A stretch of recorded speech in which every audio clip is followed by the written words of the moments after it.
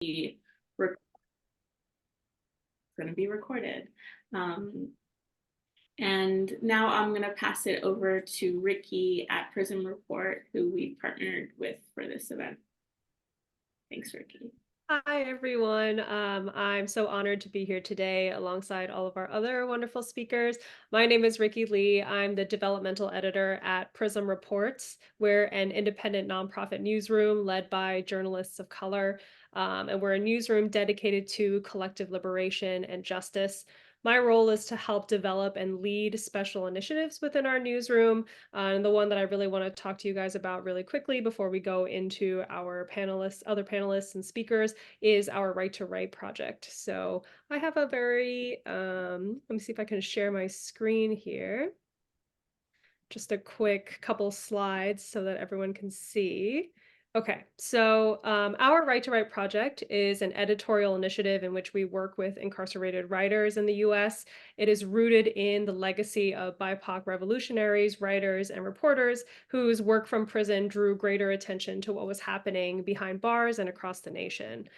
And the reason why we started Right to Write was because we noticed a lot of coverage gaps in the media. There were a lack of consistent platforms that uplifted works by incarcerated writers or published them at all. And perhaps more egregiously, as I'm sure many of you have heard about, we've published some investigative reporting recently surrounding PEN America's prison writing programs and contests. Their contest is one of the longest running and well-known writing contests for incarcerated writers. But as we've talked about in our coverage, a lot of writers have come forward saying that they dealt with poor communication with PEN, received their prize money late, or never received it at all. So as you can see on the right, it's a screenshot of a recent piece that we published regarding this by Alex Trepar, who is a formerly incarcerated writer. He published this op-ed with us that talks about the topic, and it also reveals that there are missing payments for these incarcerated writers upwards to $925. So that is a small fortune in prison. So yeah, along with coverage gaps, we also realized that a lot of readers were searching incarcerated women, for example. This is a very underrepresented group. And those people who sort of Googled those terms often ended up at Prism for news and information. So we already had this sort of precedent set to create this initiative. The types of works that we cover with Right to Write included reported news pieces, op-eds, essays, and columns. We've worked with really well-known incarcerated writers such as Quanetta Harris and Derek Trumbo. So yeah, we're very, very excited about this program. It's been about a year now since we started it, and we already have so many wonderful pieces. So I definitely encourage you all to go check it out at Prism Reports. And I will put this in the chat later on as we sort of wrap up at the end of this panel. But if you are part of a newsroom and you want to learn more about creating your own editorial initiative for incarcerated writers, or you want to pitch Right to Write, if you know an incarcerated writer, if you're a proxy journalist, for example, these are the things we're looking for: essays, op-eds, news pieces, explainers. We pay 50 cents a word. And we accept pitches and drafts as well, again, from currently or formerly incarcerated writers and their proxy journalists. My email's down here. Again, I will put in the chat later, but it's ricky@prismreports.org. So that's all from me. Thank you so much. Really excited for what we're going to talk about today.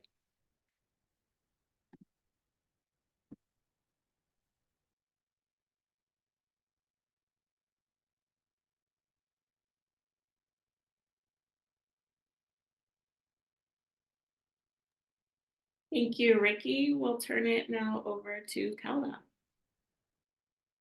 Hi, everyone.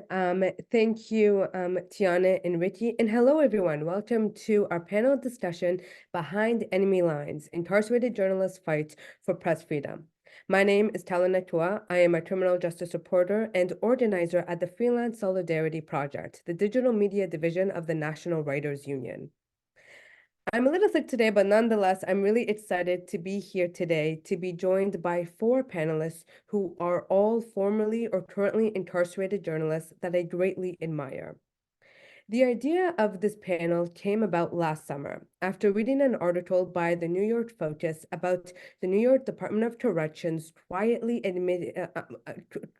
putting forth new rules curtailing incarcerated writers from having their work published and for getting paid for that work.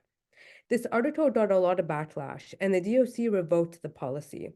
However, the Prison Policy Institute later published a report, and they found that New York is not the only state that makes it challenging for incarcerated writers and artists to get their work published and to receive compensation for that work. The Prison Policy Institute found that at least 14 states have a total ban on incarcerated writers publishing and getting their work paid. 19 states have a partial ban, and 46 states censor correspondence with the news media. As someone who works closely with a lot of incarcerated writers, I've often heard firsthand the struggles that incarcerated journalists have when reporting a story, whether that is fear of being thrown into solitary confinement, having their research material taken away, or financial struggles when it comes to making phone calls, because those phone calls can get really pricey to outside reporters that they co-report with. So today we have four excellent panelists who will share insight into the struggles that incarcerated journalists experience when covering U.S. prisons. We have Dr. Christy Perez, better known by her pseudonym Sea Dreams, who is a journalist, writer, organizer, and advocate. She writes about prison, criminal justice reform, harm reduction, and many other topics. She's a Columbia University Writing Fellow and Marvel Cook Abolition Journalism Fellow. She is also a 2023-2024 Perry Second Chance Scholar of Thurman Perry Foundation. Her writing has appeared in Business Insider, The Appeal, Filter Magazine, Huffington Post, Modern Farmer, LGBTQ Nation, Shadowproof, and many more. Chris William Blackwell is a Washington-based award-winning journalist currently incarcerated at the Washington Correction Center. Chris worked closely with Empowerment Avenue, a nonprofit organization that uplifts the voices of incarcerated writers in mainstream media. His work has been featured across the country in the New York Times, the Washington Post, Boston Globe, Huffington Post, the Marshall Project, Insider, Jewish Current, BuzzFeed, The Appeal, and many more. His writing, he's currently in the process of working on a book manuscript about solitary confinement. Unfortunately, due to Washington Department of Corrections rule on not having incarcerated writers attending the same panel, we have pre-recorded all of Chris's answers. Juan Moreno Haines is the editor-in-chief of Solitary Watch. His commitment to revealing the often overlooked realities of incarceration has been recognized with prestigious awards, including multiple awards by the Society of Professional Journalists, as well as several awards from the California Newspaper Publishers Association. Most recently, he won the Media for a Just Society for his impactful reporting. Juan is calling in from San Quentin Prison with the help of his colleagues at the Solitary Watch. And finally, we have Rahsaan Thomas, who is the executive director of Empowerment Avenue, a program that he created while incarcerated to meet the pre-entry needs of incarcerated writers and artists, helping them to get their voices in mainstream spaces. He is most known for co-producing the Pulitzer Prize finalist and 2020 DuPont Award-winning podcast, Ear Hustle, as well as appearances in United Shades of America with W. Kamau Bell and the documentary What These Walls Won't Hold. Thank you all for being here today. So we are planning to reserve about 15 minutes at the end to Q&As from the audience. If you have a question you would like to ask the panelists, submit it to the Q&A box at the bottom of Zoom. We will collect them and try to get as many as we can at the end. So the first question I would like to ask you all is, could each of you talk briefly about your origin stories? What led you all to become journalists in prison? If everyone could keep their answers brief, under 2 to 3 minutes, it will help us make sure everyone has enough time to talk and that we have time for audience questions at the end.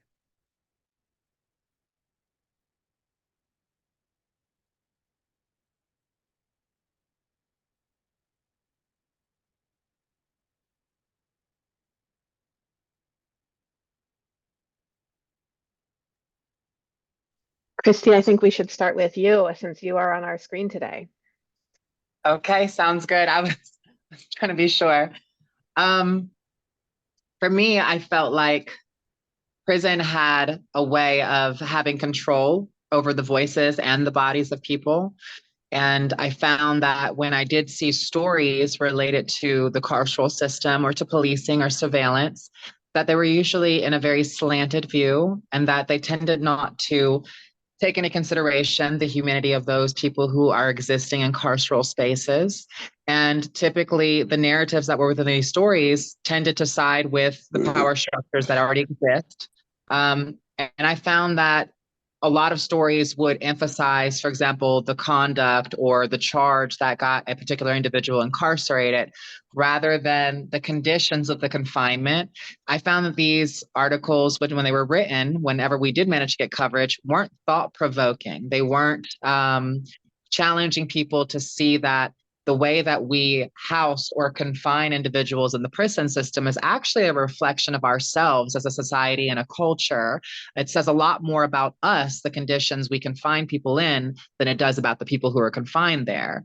And so I really wanted to make sure that there was some additional voices being amplified from the carceral space, and that stories that were true and accurate and impactful were actually getting out and reaching people, because I have always believed that journalism is not just about the facts, it is also about powerful advocacy. And so as a person who'd already been doing advocacy for some time at that point and organizing in the prison system and putting together lawsuits and petitions and sit downs, I felt for me that journalism was a very natural evolution to kind of ramp up that that advocacy and to bolster it further.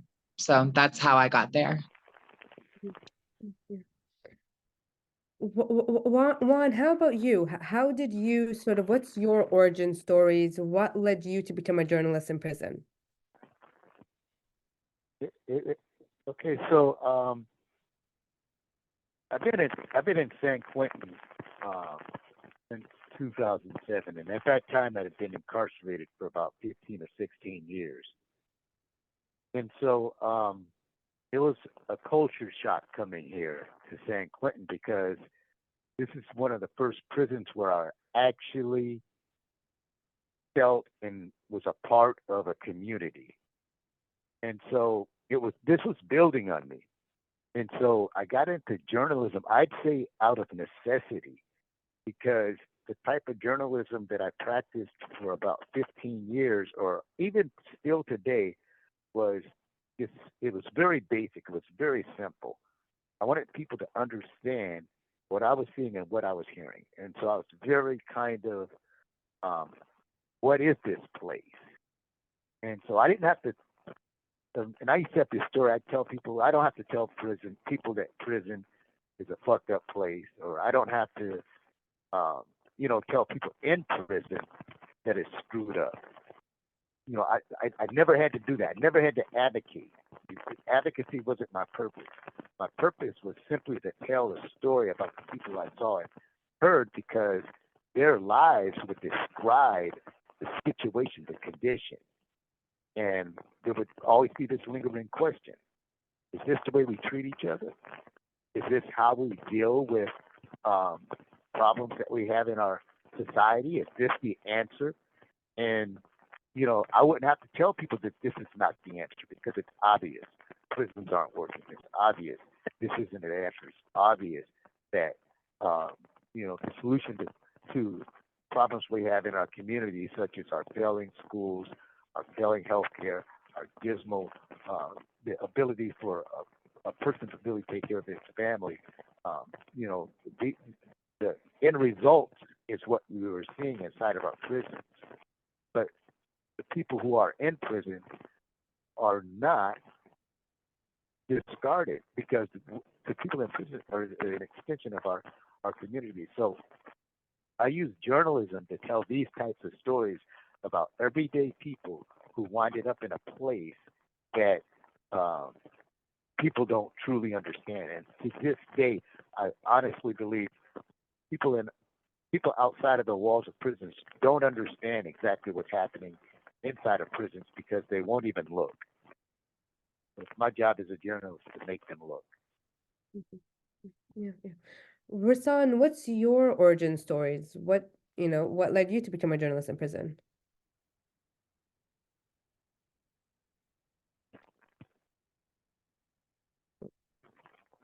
That question is for who? Rahsaan, you're muted. Oh, technology be whooping me. My origin story is it started out as a scam. I was a writer who came to San Quentin with a book I've been working on for 10 years with a typewriter and handwritten. I just wanted access to the computer so I can edit it and word process it. But in that process, I fell in love with journalism, found out my book was horrible, and the book never came out. And I ended up writing over 300 stories. But what I got really passionate about it is, let me back up a little bit. When I first started, the only position was like some assistant sports writer type gig. And so I started doing that as an entry-level position into the newsroom based on Juan's recommendation that was a way in. And so I took that as an opening. But when I started doing sports at first, I was like, yo, this is like, I want to write about social justice. I want to write about more meaningful stuff. But as I started standing on the sideline, I noticed some amazing stuff happening. Whereas this basketball court was bringing billionaires and multimillionaires and all kinds of people from all walks of life, teachers, everybody, in proximity with people who they would never normally meet, right? People that had committed gang violence, all kinds of stuff. And it would become in one community. And that process of inclusion is just life-changing and beautiful. And I realized everybody talks about poverty and trauma, but we miss the fact that exclusion is a root cause of crime. Isolation is a root cause of crime, and building community solves a lot of that, right? And so I became really passionate about writing sports stories that had an angle that had something different, like something hidden in it, something special in it. And I became really passionate about writing. That hit a certain ceiling though when I saw on the news that a senator was acting like an expert on gun violence because he talked to somebody who was shot, and he wanted to arm teachers with guns. And I'm yelling at my TV, "You bozo! That's where the next shooter would get his gun, right?" And so I had the desire to get past the choir that San Quentin News reached into a bigger pond. And so I started trying to write for outside magazines, but in newspapers, to be honest, I only was able to publish 8 stories in 7 years. But then I met Emily Nanko. We created Empowerment Avenue, boom, bada bing, was able to publish 42 stories in 31 months and get the word out there about all kinds of different issues that I'm passionate about. That's my origin story. Check. Who's next? And now we'll turn to Chris. And as a reminder, due to the constraints by the very forces we're talking about, he isn't allowed to This participate call and your telephone number will be monitored and recorded. alongside other currently incarcerated panelists and had to record his contributions in advance. I got on a call with him earlier this week to prepare his answers. Ryder? But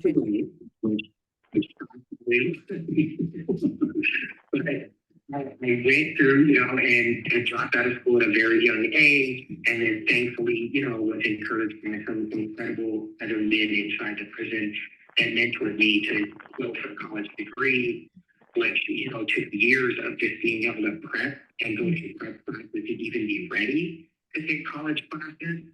And after completing all that, it just really built up my confidence on the skills and the abilities that I didn't think I had that I actually did have, with the right development, the right people surrounding me and supporting me. And then I wanted to tell stories. Like for me, journalism is a way to humanize incarcerated people. It's a way to help society see how and why people end up in these situations. And not that they don't need to be accountable. We need to be accountable for the early times. But there's also mitigating factors that lead us to prison, and they continue to lead people from impoverished communities, mostly Black and brown communities, to prison like where I grew up. So I like to have this as a way to show people the human beings that are incarcerated. And if we could just stop and restructure some of the structural factors that are leading people here, then we can change what's going on, which means we will also change how people are in society, how safe people are, right? Like our goal is for people to be in a safer society where they feel comfortable and don't feel like they could be victimized or survive a really bad situation. You know, so I feel like, through my passion of wanting to see some change on that farm, having been incarcerated for a year for the first time at age 12, I feel like it's my duty to use the pen as a way to show society what brings people here and how we can fix and change that for the betterment of all people.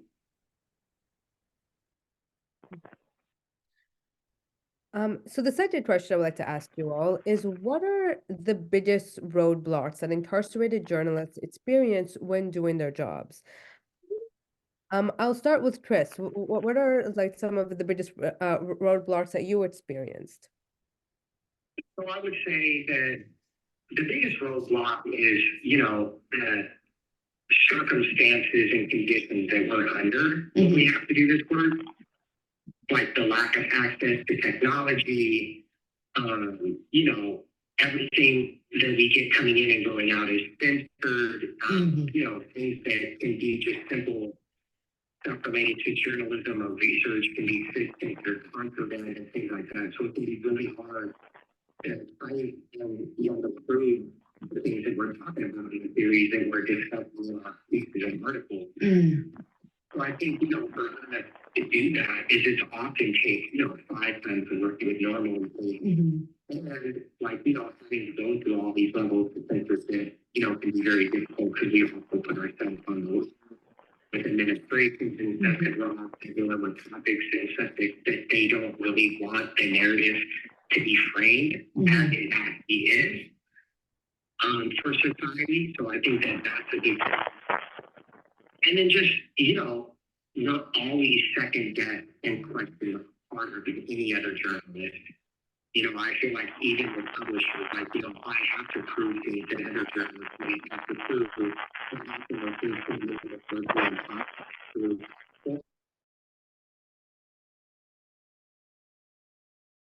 Which we said, put some line right under there that the DOC said that's true.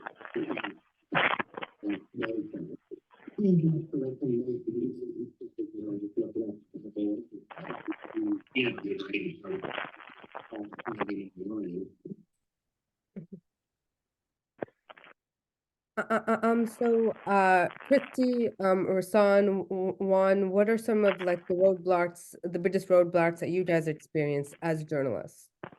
Yeah. Well, some of the biggest they're going to touch on from inside. So I'm going to touch on some that came from outside. Working with other organizations on the outside, I felt like some spaces limited you to like just opinion pieces, and they weren't respecting us as real deal journalists. And along with that, additionally, like there was like just a much higher requirement to for them to accept a quote from an incarcerated person than like a CO. And I'm thinking like our word are equal, they lie too. I mean, and so I felt like those are some barriers not being respected as a journalist by certain organizations, and just like a higher barrier for journalists who are incarcerated from our colleagues. Yeah, I would double down on what Rahsaan said. I think that among being taken seriously, and in the beginning, I started off with a few opinion pieces, but I just got determined to continue to shop research-based opinion, research-based pieces around. But I think some of the other challenges is that, like, if you start journalism in an incarcerated setting, something that, unless you go to like journalism school or you've learned through trial and error, is that there is really an art form to being a freelance writer. There's an art form to pitching and learning how to craft a pitch, and essentially not just marketing the idea that you have to a publication, but also like there's a reason why they ask you who you are and what you're passionate about and what makes you unique to deliver this story. So it's essentially also marketing yourself. And it's kind of like with movie credits, like how do you get movie credits? You have to have movie credits. So it's the same thing kind of with being a writer. I definitely agree though, that I think that along with the, I guess, being precluded sometimes by publications because of where you are, or because they I guess they have doubts about your ability to take on the task. That's very frustrating. And of course, there's also sometimes a limited set of resources. I was lucky, so I was able to do a lot of research through like a cellular device, but I know a few other incarcerated journalists who don't have that. And I always wonder how they manage to pull off like the most amazing, well-researched pieces. And it's really is community. So, and that's the next big challenge. How do you build that network? How do you build that community to enable you to be able to do the work of a good journalist in that area? Juan, are there any like big roadblocks that you would like to add when it comes to your experience?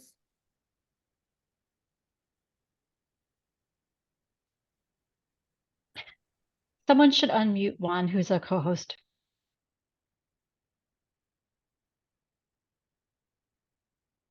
Let's try again. You're muted. There we go. So this is Valerie. I'm the one that's linking Juan's calls. Somehow we got muted. And what he was saying was he was about to get cut off. They had said the 60-second mark. So he's about to call back and I'll link him back in. So we didn't know to the next question. Could you, and in regards to retaliation, and could you all sort of describe a time when you were retaliated against for reporting on prisons? Rahsaan, Christy, would either of you like to start? I'll go second. Okay. But actually, I was very fortunate in this sense. It wasn't until the very end of my prison bid that people really became aware, because I wrote under a pseudonym. I wrote under the name C Dreams. And I did podcasts, YouTube shows, all types of stuff under that name. And so I know they were like, who the heck is this girl? She is getting us. But it was towards the very end because I let it slip, and in one of my lawsuits, I was having a deposition and it came up that I did journalism, and then shortly thereafter, but I never actually really suffered anything from it in that sense. I got really lucky, honestly. And I do think that even if it had come out a little earlier before I was paroled out, I honestly think that they may have left me alone because I had sued and won against the Georgia Department of Corrections so many times that I didn't have that experience. The experience I had that was difficult in terms of was trying to get people to talk to me about things that mattered. As a transsexual woman in a men's prison, there's already a social thing. So that was my major struggle, getting people to trust me and not think that I was being nosy because I was a rat, but because I wanted to tell their stories and make sure that their voices were heard. Yeah, similar to C Dreams. My only real challenge is we weren't censored that much in San Quentin. I was in a soft, nice, easygoing prison that allowed us to be really bold. Don't get me wrong, there was things I knew about the warden as far as him getting DUI charges and domestic and all robbery that we just ain't going to talk about because I live there. But there's stuff going on in the yard that we're not going to talk about. And so I tried to present stories that were positive, that were like just something different. So I wasn't tripping on all that. Unless I had to advocate for something, then I got to go hard at them, right? But so to a minimum, I did pull my punches.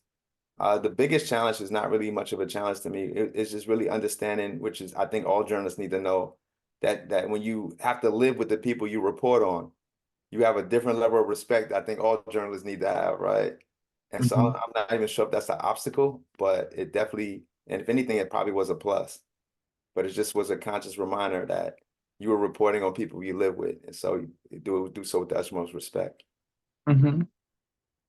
Completely agree. So I'm back on.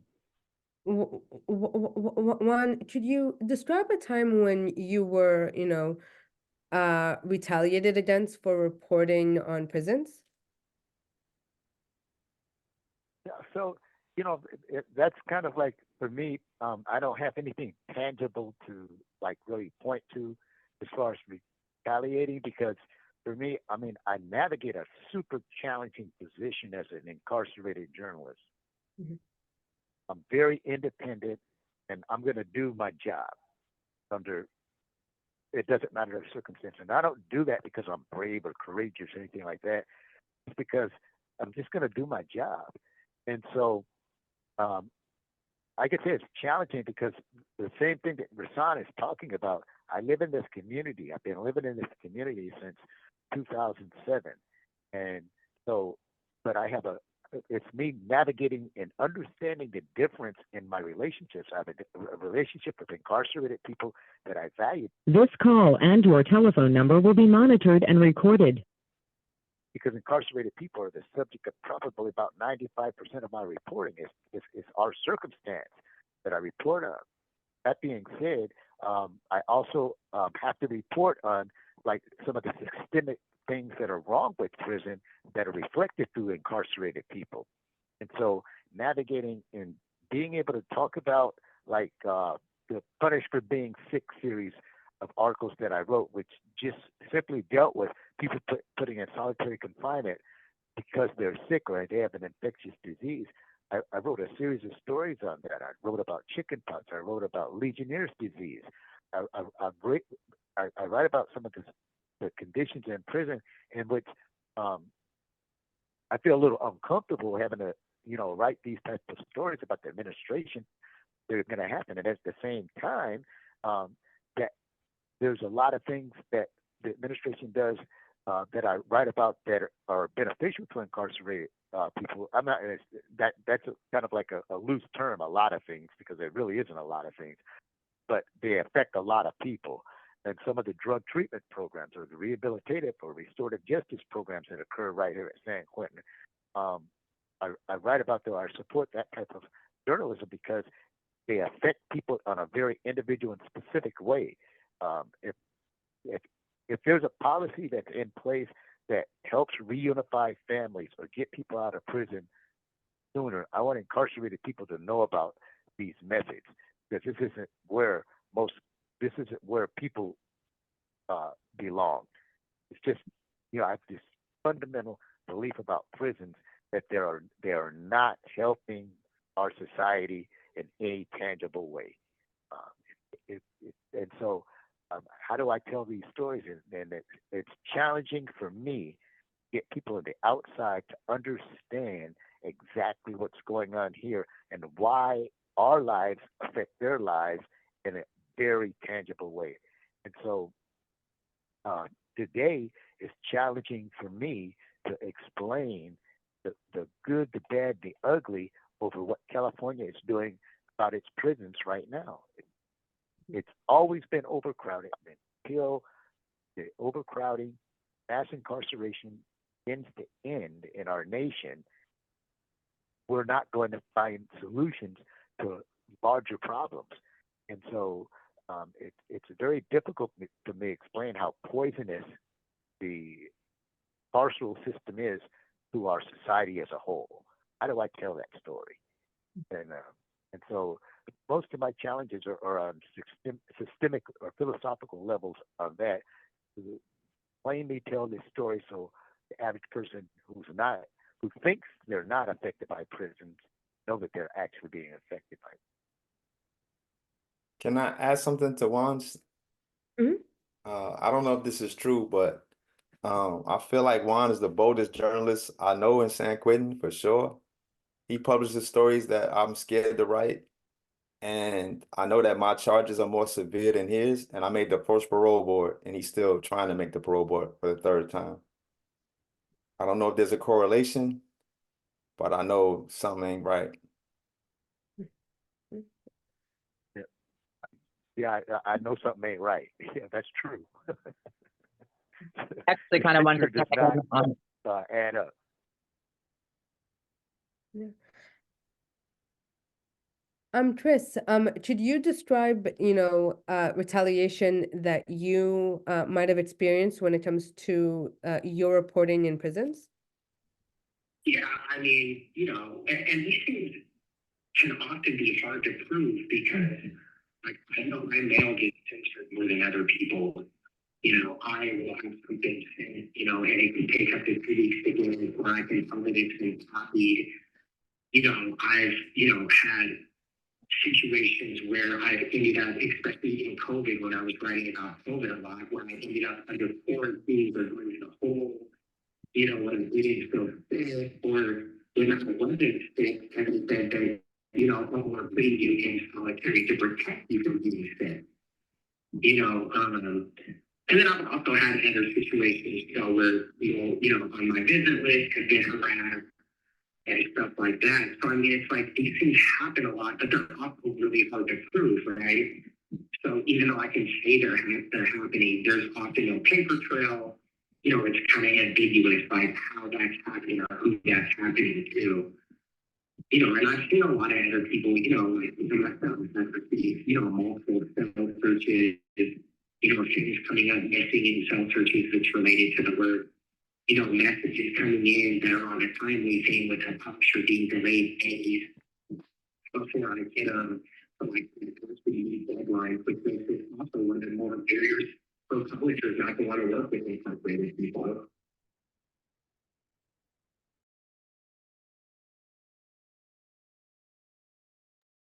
You're muted. Unmute. Apologize. We've had several questions from attendees today, specifically about logistics editors should prepare to tackle. So what are some of the logistics that editors should prepare to tackle when working with incarcerated writers? Who's starting that? I guess I'll go ahead.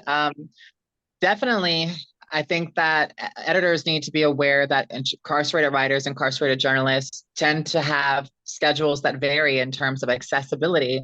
It's very important for journalists, for editors to understand that journalists who are incarcerated may need more time to meet certain types of deadlines if they get assignment. Other types of logistics include like just being able to get, depending on the format, if like that person has to use the JPEG or Securus link system, they may not be able to send you the most neatly written or typed document. But also a lot of people who are incarcerated writers may not necessarily have an extensive amount of formal education. So they may need you to help them as far as actually learning how to write as a journalist, because in the various different forms of writing, it is all an art craft to it. This call and your telephone number will be monitored and recorded.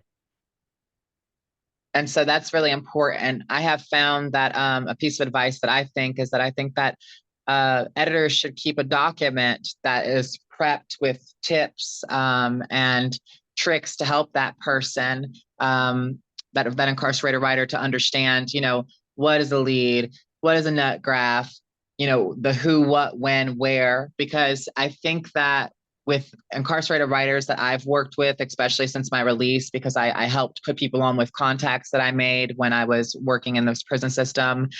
A lot of the time, they're so passionate about the idea, what they're trying to convey, that it doesn't really come off so well as factual, but it comes off as super passionate, which is great. So sometimes I think one of the key logistic things is just to be patient, to understand the limitations of the situation, to be prepared to have time constraints that are weird, and to try to help in terms of reaching out for sources and interviews. Mm-hmm. Yeah. Rahsaan, do you have anything when it comes to logistics? Yeah, I mean, so I've been kind of like in this lane. While I was at San Quentin News, I worked as an editor for the 12 of the 15 years that I was there. And right now at Solitary Watch, I work as editor-in-chief. And so when I deal with editors as a freelancer in the free world, it's kind of like I get the professionalism, I get the, the getting of the writing to a particular publication. I get all of that, but what I would ask editors in the free world of even from nonprofit newsrooms or profit newsrooms, when you get like if we're talking about major newspapers, is to respect the incarcerated journalist. Period. I know that newsrooms have their own journalists, everything like that, but there's one thing about the incarcerated journalists that their journalists will never be able to get. They will never be able to get the firsthand information from inside of a prison that the incarcerated journalist has. And so the incarcerated journalist is a benefit that newsrooms don't have out there, and the editors need to understand that the incarcerated journalist is the only person that's going to get the information to have access to the subjects inside of a prison to tell these stories the way that they need to be told. Their free journalists can't do that. See, we're here. And I always make sure that the incarcerated journalists that work for whatever agency that I'm working for understand that. You have first-hand access to the subjects. It's not second-hand. And a lot of times, editors need to understand the information they get from and about prisons are coming from a single source. Not even the person is coming from a government department. And You have 60 seconds remaining. in any journalism newsroom, I'm going to ask the reporter, do you trust the person that you're getting your information from when that person is working for the government and that person working for the government is talking about an American citizen, and you don't get to talk to the American citizen? So it's only the incarcerated journalist that can get the information from the American citizen about the government in which they're incarcerated from. And so we're uniquely placed to get accurate information, firsthand information from the person who's directly affected by government policy. Editors need to understand that. Respect the incarcerated journalists. Rahsaan? You're muted.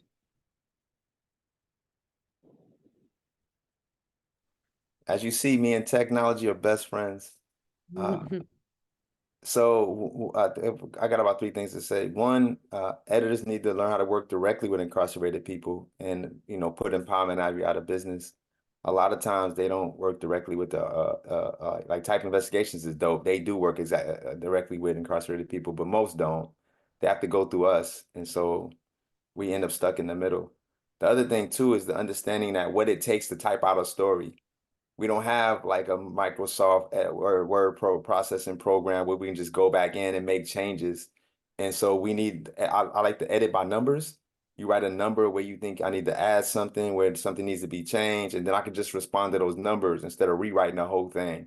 So some editors don't understand that, like what it means to type out a whole story on a tablet with 2 fingers, or what it means to try to spend $25 for a typewriter ribbon that only gives you 20 pages, or write it by hand, right? And so they need to have understanding of the logistics of what it takes to duplicate a story and make it as easy as possible. The third thing I would say goes back to the first point. Editors need to build community with inside people so that not only can they eliminate the middleman, but that they can always get both sides of the story. Because a lot of newspapers are disconnected from the incarcerated community. And when CDCR puts out a press release or docs put out a press release, they run with that press release without even getting outside of the story. And that a lot of times that does harm, like the Sacramento Bee story and all, oh man. And so if they build community with inside writers, they'll have a panel of experts that they can reach to get a quote, to get an expert. Experts don't always have to be DAs and cops, right? And so I think, to make a long story short, editors need to understand what it takes for us logistically to write a story. They need to build community with us so that way they have experts that reach really quick to meet a deadline and combat what doc says. It shouldn't just be a doc only story. They don't do that with anybody else. You at least get somebody running from the camera, or they say that they decline comment. With us, they don't even try half the time, right? So they definitely need to build that community, have that access, and they need to put Empowerment Ivory out of business. We overworked. They need to work directly with the writers. We need to get out the way. That would be awesome. Come on, editors, let's go. Any editors on the call? Yeah. So the last question that I would like to ask all of you before we get to Q&As is, people often pigeonhole incarcerated and formerly incarcerated journalists, assuming that they only want to write about prison conditions or prisons or abuses. What is a story you really love telling that might surprise people? And Chris, I would like to start with you. What is a story that you love to tell that might surprise people? A lot of my focus is, through our organization, Look to Justice, where we work really closely with impacted communities and incarcerated people. And even on the front end, like we do stuff in schools where we help people understand their civic engagement and how to empower their voices to be more civically involved, how to understand the legislative process, how to change laws, what power their voice actually holds. I feel like we get out of some of these scenarios and situations that our communities have been plagued with by empowering our voices, especially the children, right? So children ain't used to see the juvenile justice system and eventually become a prisoner in the adult system, as we know far too many people are. But, where we're empowering and encouraging our young generation that's coming up to change the way our neighborhoods have been plagued with these scenarios and situations and drugs and over policing and poverty, and start to open up so we can start making the changes we want to see. Well, one of my favorite stories I told recently was about the invisible labor of women connected to incarceration. I wrote that with a good friend of mine who's a journalist, a freelance journalist in San Francisco, Rick Lazaro. And it was incredible to write about something to show the other side of the harm of incarceration, right? And really where that impact lies. When I sit in a visit room with my wife and I look around at my family and I see that the visit room is full of 95% women who are supporting the people that are incarcerated, it really just shows where that burden sits. It sits with our moms, our sisters, our wives, our loved ones. Rahsaan, Christy, Juan, what are sort of, what stories that you really love to tell that might surprise people? Okay.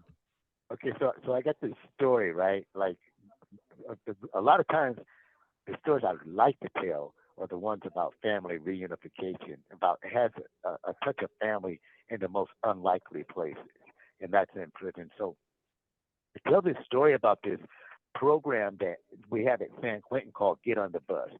Essentially what the program does is on Father's Day, if you're in a prison in Northern California, they bring your kids from Southern California up to San Quentin so you can spend Father's Day with your family.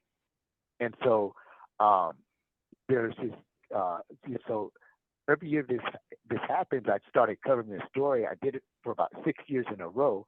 And each year I see these families, I repeatedly see this circumstance in which a guy had been incarcerated a decade or more, completely cut off from his family, and this service would bring his kids up, and it would be like the first time this guy had seen his kid like in 10 years, and seeing that, and I get to witness that, I get to see that, I get to write about that.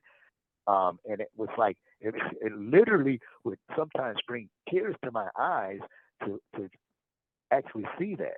And so that made me value people as a journalist. It made me value people. It made me value family. It really taught me what it means for a little girl to be able to hug their dad, or a little boy to be just laugh or do face painting. And it's that type of story that really kept me into journalism, to understand why it's so important to like bring an end to something that's so damaging to our communities.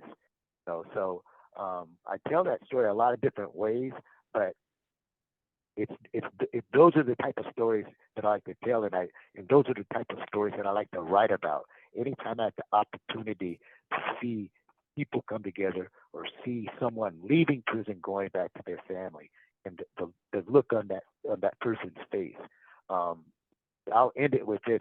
I once had the opportunity to bring a film crew inside of the receiving and release portion of San Quentin after a guy had spent nearly 40 years in prison. And I get to interview that person leaving prison, and just the atmosphere, the feeling, the emotion of someone who spent nearly 4 decades in prison leaving, it was magical.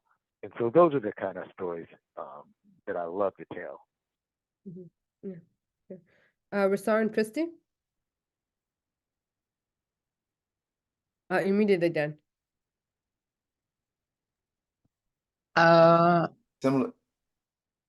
Similar to Juan, I love to tell stories of triumph, of overcoming the system.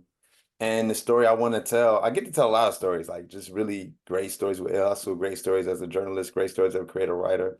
The story I haven't told yet that I'm trying to tell, and I'm trying to kind of make it happen, is the story of opportunity. And what I mean by that, a lot of times in the narrative, you're limited by space, by rules. It's really hard to cover more than 2 or 3 people in one story that have made it, that have turned their lives completely around and doing extraordinary work. And when we focus on 1 person or 2 people or 3 people, they think that person's extraordinary when it's really they never had opportunities before.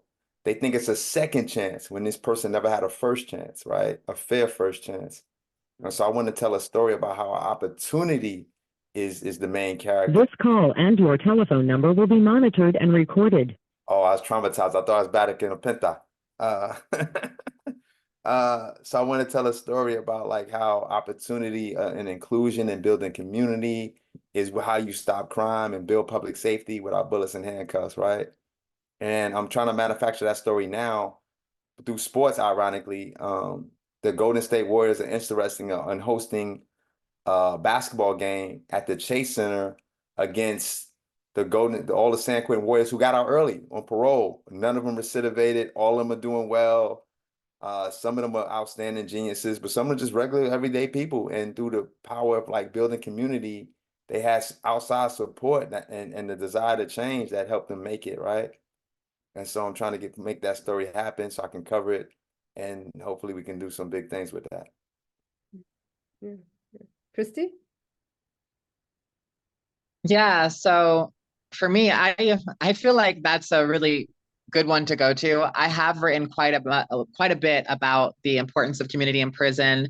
I've written some personal pieces about it, about finding community, and because I was a prison pastor. I really was the chaplain during the COVID during the COVID pandemic for about 2 years, and I did 14 years. Well, I'm sorry, I did 13 years because I'm doing my last year on parole. So all of the work that I did with organizing and protests and sit downs and getting like abolitionist material and reformist material in the prison, none of that work, which began before journalism, would have been possible without good networking and finding a sense of community in prison. So when I got into journalism, I made sure to really emphasize that the good work that's being done here in the Georgia state prison system, and to reform kind of like the policing atrocities that are happening, which right now Georgia's excelling in, policing atrocities.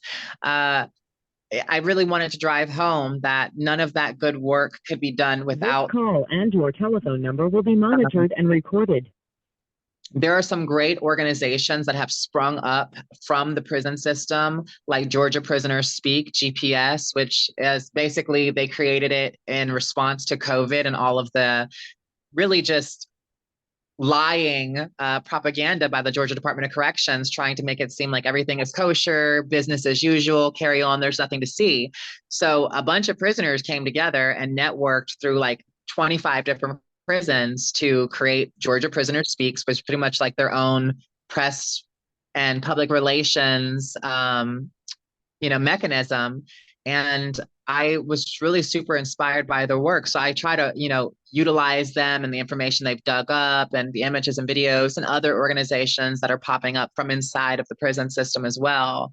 But I think what would surprise a lot of people is I do a lot of scholarly writing, and I do a lot of writing in the public sector around theology and ecclesiastical community and history, because my doctorate is in theological and historical studies. So that is actually what I'm super passionate about personally. Yeah, yeah. So this includes, you know, the the interview portion of the panel, but you know, we have some audience questions. And so the first audience question that was sent is the experience of getting what's the experience of getting college degrees in prison? Is it well received? Are people typically eager? And does it help getting employment after parole? Christy, would you like to answer that question? I would. I really would. This is a great question. I've written a lot about the importance of education and resources. I don't know about other states. In Georgia, though, there is no access to higher education except at your own expense. You may get the occasional like certificate program, like there's a business customer service and computer technology program that is offered free for certain individuals through the technical college.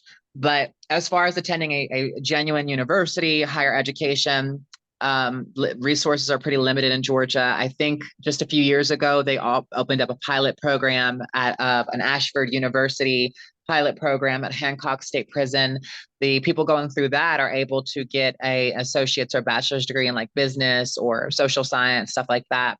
But generally speaking, though, the vast majority of people incarcerated in Georgia are not going to leave prison with higher education. The reality is that prison is set up to be extremely challenging and confining, and it's meant to disempower. It's doing exactly what it's designed to do. So the vast majority of people, just the sheer logistics of getting their stuff in and getting their grades out, getting their work out for grading on time would probably frustrate them. The reality is, from what I've seen in the prison system, I think people are dealing with so many different types of like mental health issue, general stress of the conditions they live in, and that I think a lot of people at first would probably, if given the opportunity, would be a little nonchalant. I think it would take some guys or women to go through it and for them to be kind of like role models, and that would draw the attention. It would kind of call the attention of other people. But I think the vast majority of people in prison have subscribed firmly to the narrative, the kind of official narrative that, you know, where you are is who you are. And that's not true. A lot of these guys and these women that I've met, that I've worked with, that I've been incarcerated with, if you 60 seconds remaining. opportunities, then yes, they would probably have the chance to get out and have a meaningful career and utilize that education. A lot of these guys want better for themselves. A lot of these women want better for themselves, but how can I get there if you don't provide me a means to get there? And for most people in prison, they're coming from backgrounds that are deprivation steeped. So if you don't have a network in place, or if you don't manage to fall into some money somehow, how do you achieve education? How do you achieve these resources? So that's where we're at.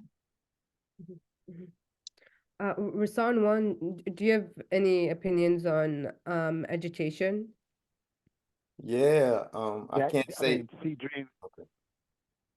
I'm gonna hang up in a second. Go. Mine's gonna end in a second. I'm gonna dial right back in. I'm gonna hang up and dial right back in. Okay. Go ahead. Go ahead. So yeah, I would say yes. With me personally, it helped me get employed before I even left prison by just elevating my level of knowledge, helped me elevate my level of writing, and just how I saw the world. On the outside, I already walked out to like careers with Empowerment Avenue and Ear Hustle, but I know that one of the biggest roadblocks to getting employment is the blank spot on your resume. And being able to fill that up with writing is one way, but also being able to fill that up with your education, you know, that gets you past the barrier of being formerly incarcerated, you know? And so I imagine it helps that way. But like I said, I was blessed to walk out to opportunities regardless. That started from the inside, but I'm pretty sure that's how it works. And I also see a lot of guys out here, right, in order to get past their felony, to better themselves, to add street knowledge to book knowledge, they're in school right now. And it's a big difference. Even I'm in school right now. You got to pay for it out here. It's different. It's rough out here. Woo wee! You got to manage rent and work and school because ain't no just going to school. You got to work too. Ain't no cushy. So it's a lot harder out here. And so I think it's a great advantage not to let prison be a waste of time, to walk out with your bachelor's or your master's degree already, rather than trying to struggle and juggle and trying to get it out here. Oof.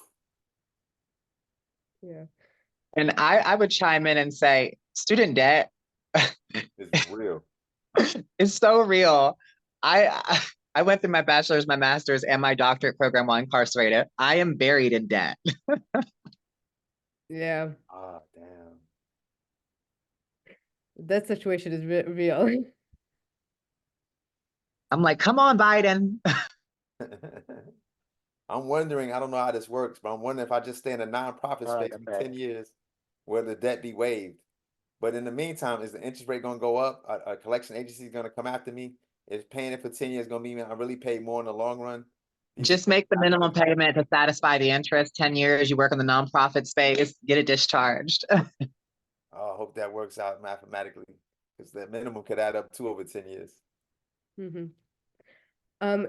So Juan, what are sort Okay. of, challenges when it comes to like the education in prison? Yeah, so like I'm okay, so Rahsaan and C-Dream, they hit the nail on the head. They covered everything because it's true no matter where you're at incarcerated.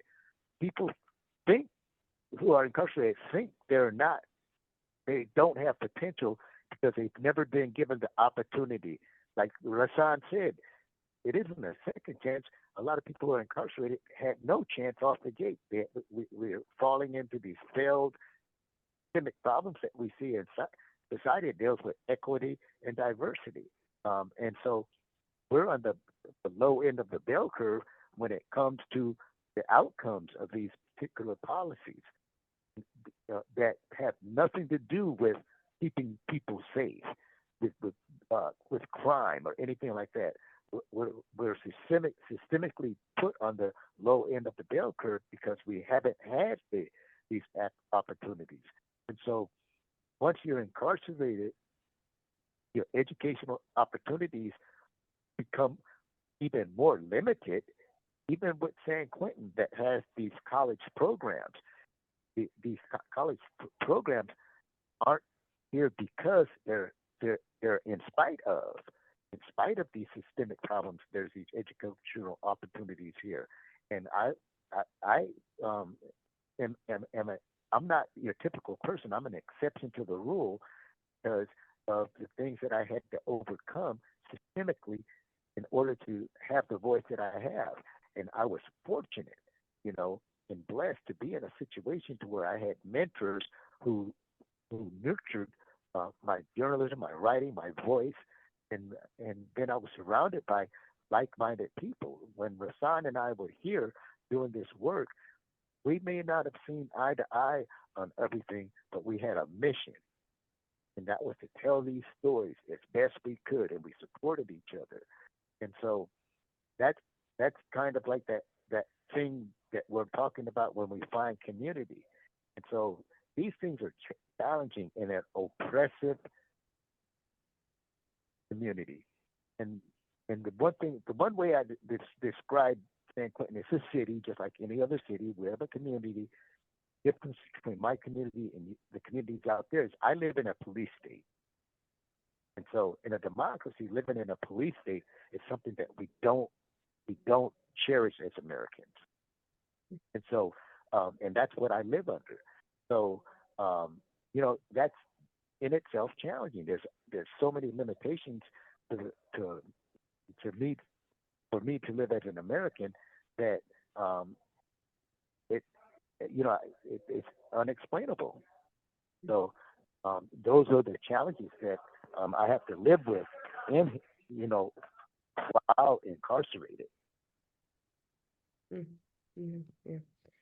So the last question, Q&A question that I would like to ask is, how has the increase in incarcerated journalism challenged or shifted public narrative about people inside jails, prisons, and the notion of safety?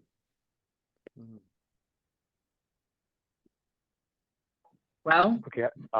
This had an institutional recall, so I might cut off any second. I'll let you guys know that. I guess I'll field this one first. So this is the thing is, I would say it's a work in progress. We're not where we need to be.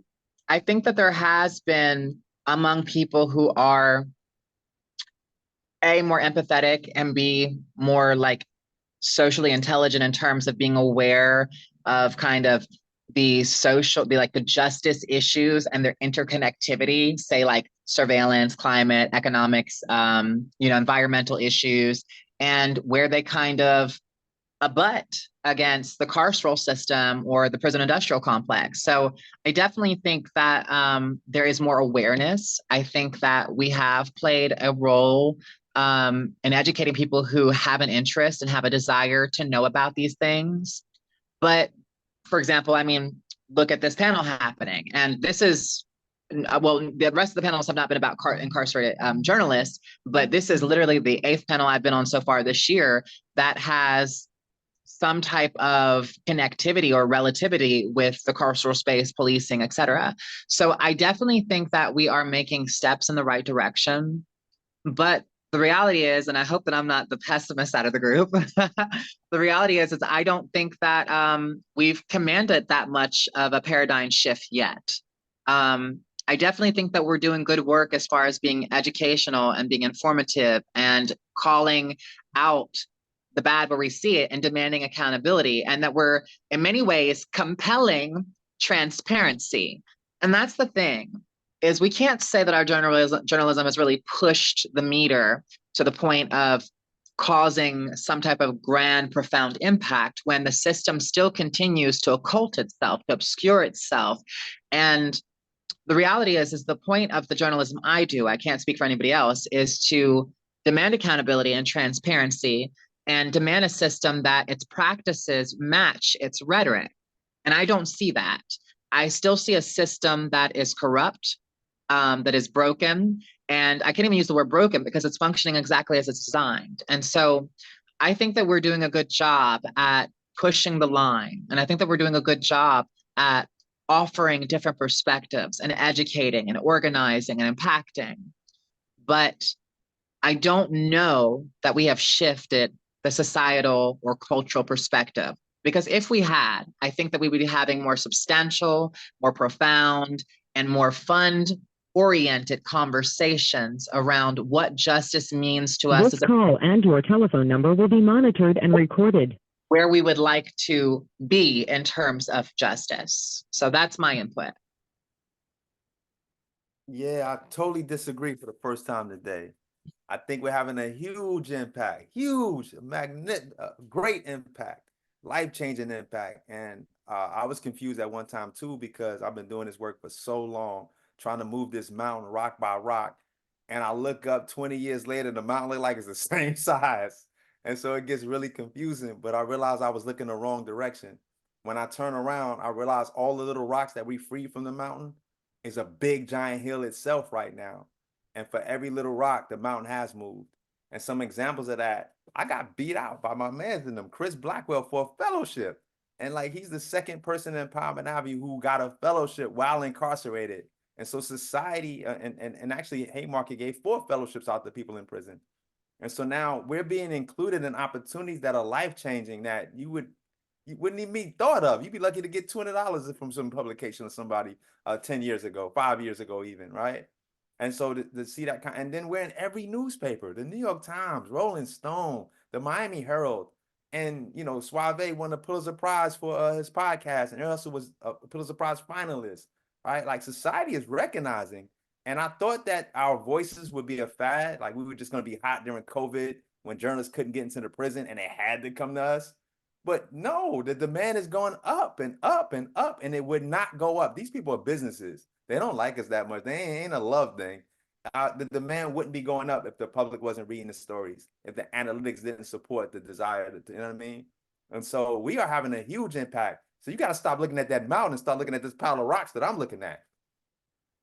Well, And I acknowledge that, and I tried to give This my call and your telephone number will be monitored and recorded. The reason why is I'm hypercritical. I think like a scholar. I examine results, and when I don't see policy and when I don't see shifts that actually reflect that, sentiment is wonderful, sentiment is beautiful, but show me the policy. And that's how I think. And the reality is yes, I think we've made strides, and I think that there's been some beautiful perspective shared.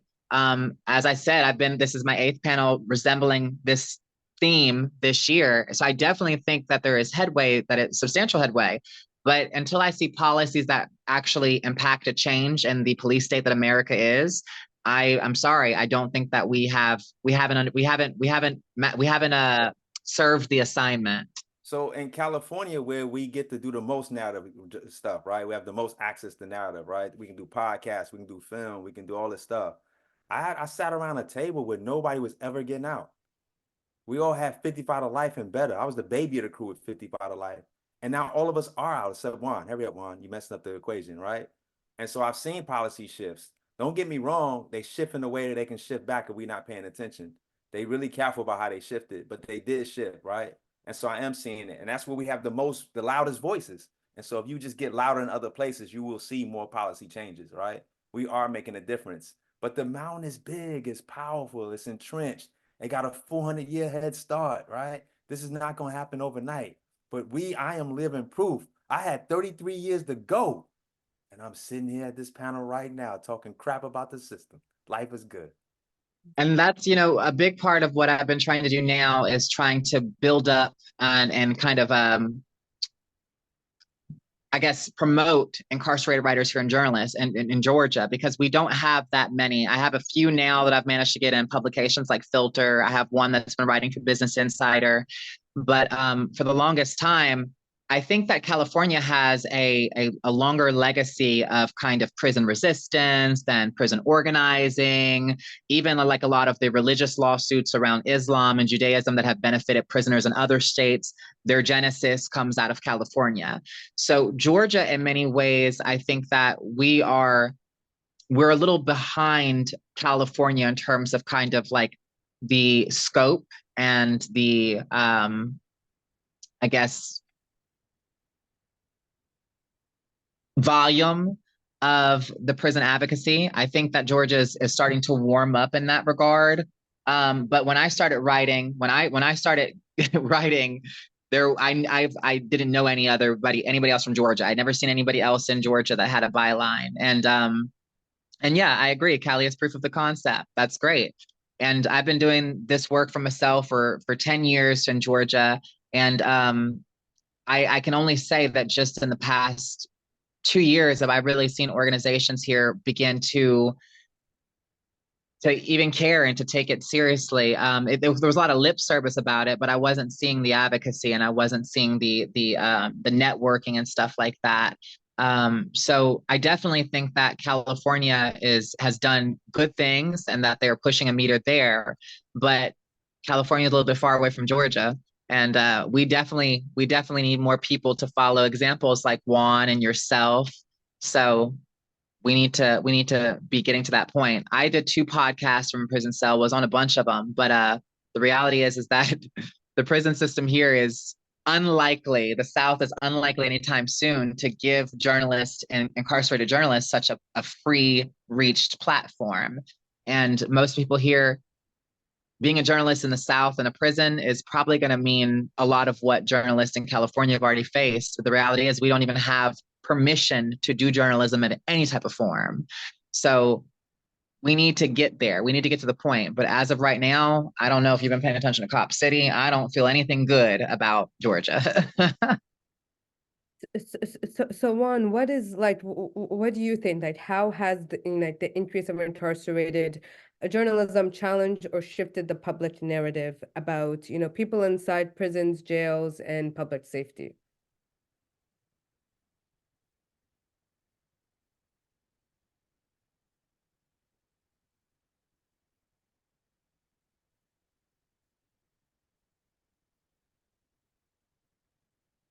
So this is Valerie again.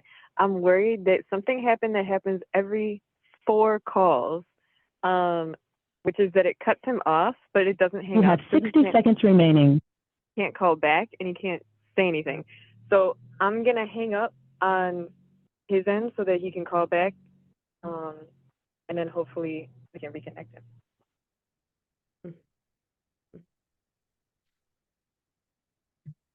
So one question that I could throw away to you, Tiana, someone asked was wondering if there are strategies, either individual or collective, for reducing the amount of risk and retaliation faced by writers on the inside. I definitely do not have the answer to that question. Are we closing? Are we closing now? Are we out of time? Or should we ask our panelists that Yeah. question? Okay, yeah. So yeah, there were a lot of questions we wish we could have gotten to. There was one in the chat about strategies and collective or individual strategies for reducing risk and retaliation faced by writers on the inside. And yeah, I'll just say that a lot of the folks who are here today and who are on the panel are working on these kinds of questions. And of course, not individually one of us will have the answer to it. And thank you again to all of our panelists for coming, and to the folks at Empowerment Avenue, Prism, Solitary Watch for co-sponsoring. You all made this possible. And I'm going to put a link in the chat if you want to know more about Freelance Solidarity Project and organizing as a union member in NWU. And everyone else, feel free to put links and information about how people here can learn more about what you're up to or your organization or how to get involved. And thank you, Khawla, for moderating. Good to see you.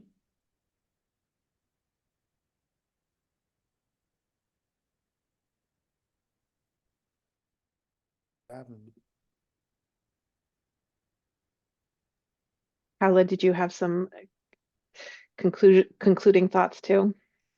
Yeah, so yes, this concludes our event on incarcerated journalists, and thank you all to our panelists for coming, and thank you to our sponsors, and thank you for all of you for attending. This event is part of our Solidarity Week at the National Writers Union.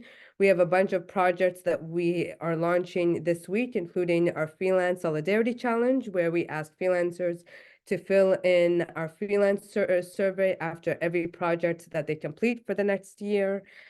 Next Monday, the NWU is launching a month-long report where we collected claims that media workers and journalists have experienced when it comes to being retaliated against for speaking up for Palestine or Palestinian solidarity, or asking for better coverage. And so stay tuned for that. It will likely be coming next Monday. And yeah, so thank you everyone for joining us. Peace.